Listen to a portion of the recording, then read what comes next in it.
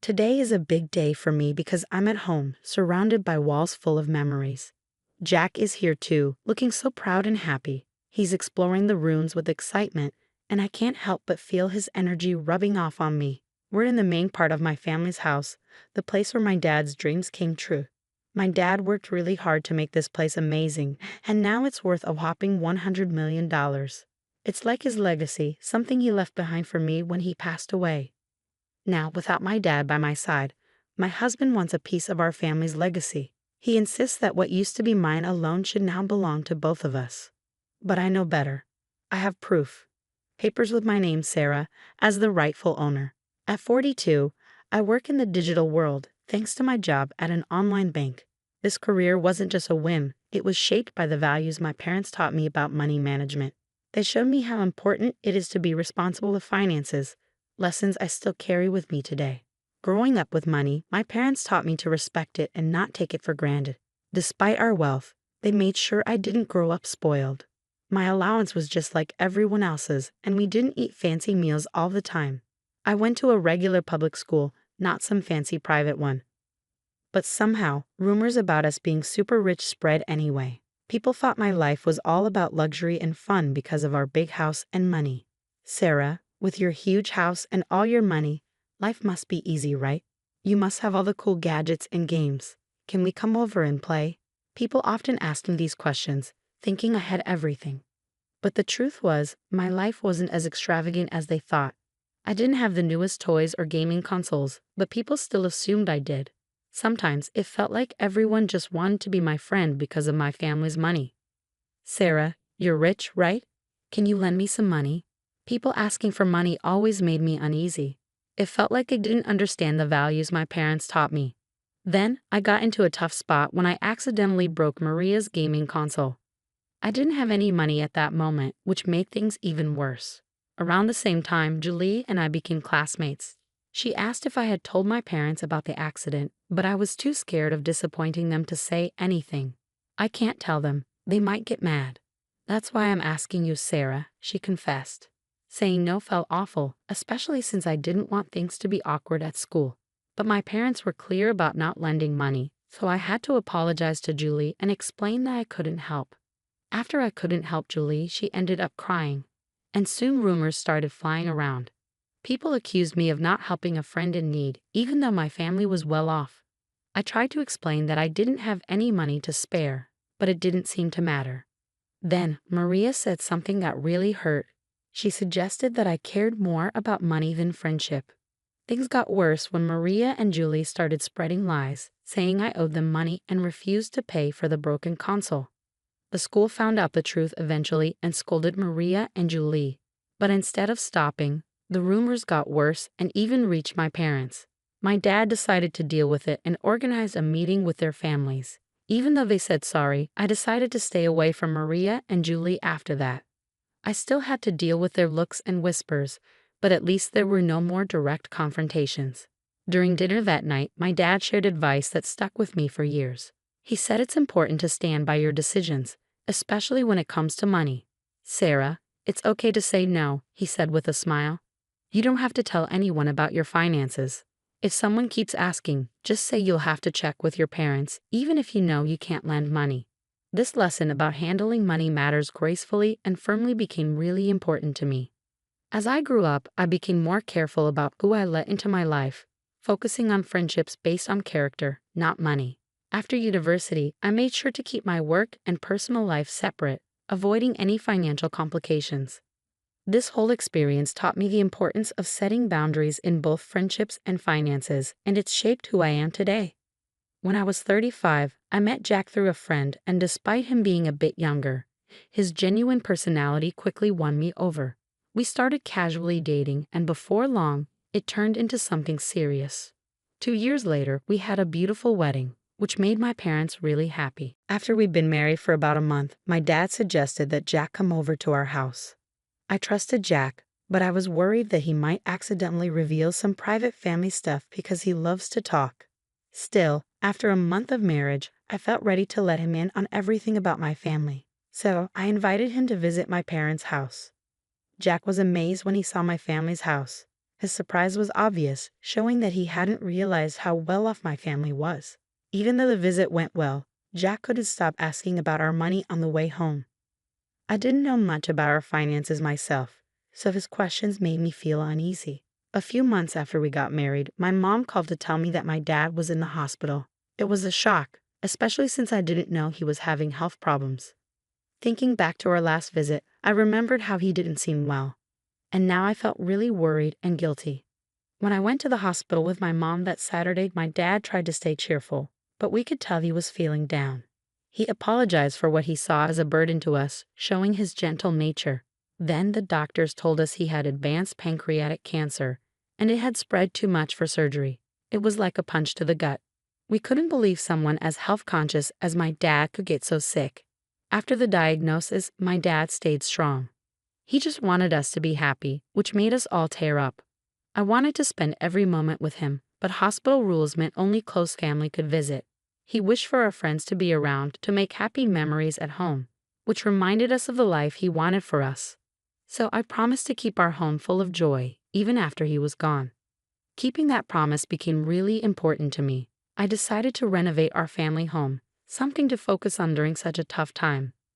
Jack, always caring, worried about how much I was doing for my dad, not realizing the other stuff I was dealing with, like our family's estate issues that I hadn't told him about. When Jack asked about my dad's health, I finally opened up to him about everything we were going through. It was a relief to have the support while juggling work, hospital visits, and all the emotions. However, things got tense when Jack started asking about my dad's money and the family estate. He even suggested getting legal advice, just in case something happened to my mom too. It brought up painful memories for me. My dad had a lawyer he trusted, but Jack's insistence on being cautious with money started causing problems between us. A few months later, my dad passed away after bravely battling his illness.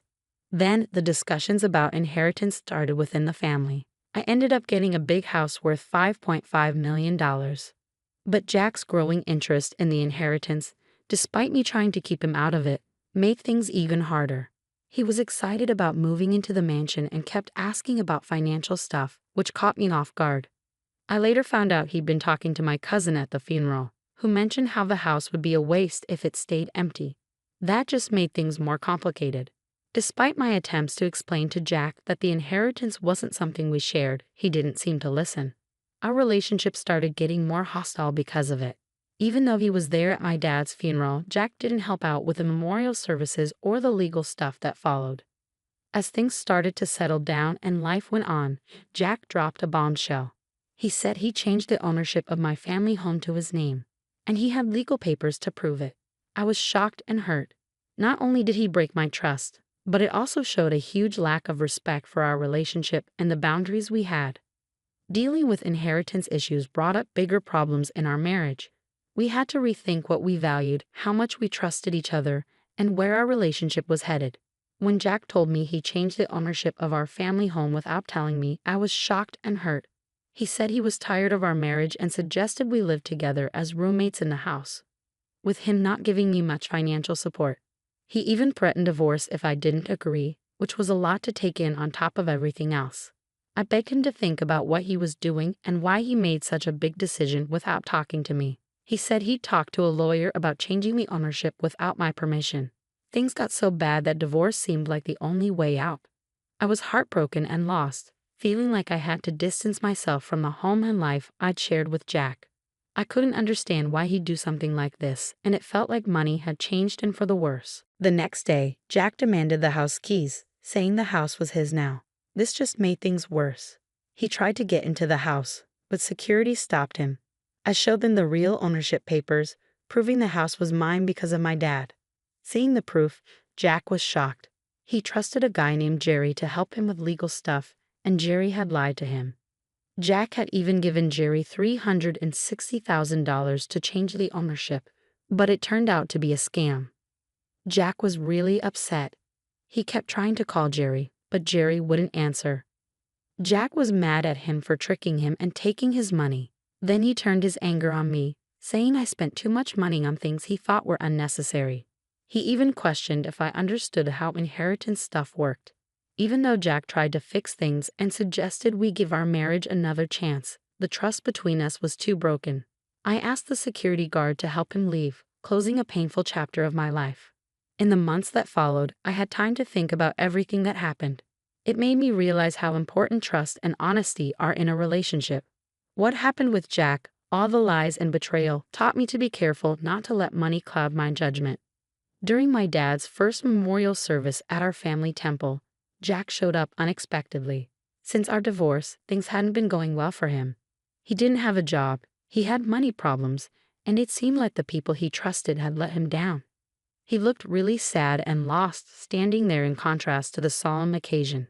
As he tearfully tried to apologize, his actions unintentionally disrupted the memorial, causing a commotion among my relatives. Despite his emotional distress, I had to ask him to leave, and security had to step in to make sure it happened. It was a difficult moment, especially during such a solemn occasion, leaving me with mixed emotions, but also a strong desire to move forward and leave our past behind. I decided it was time to leave my parents' home, something I'd been planning for a while. I found a new place to live, cutting ties with Jack for good.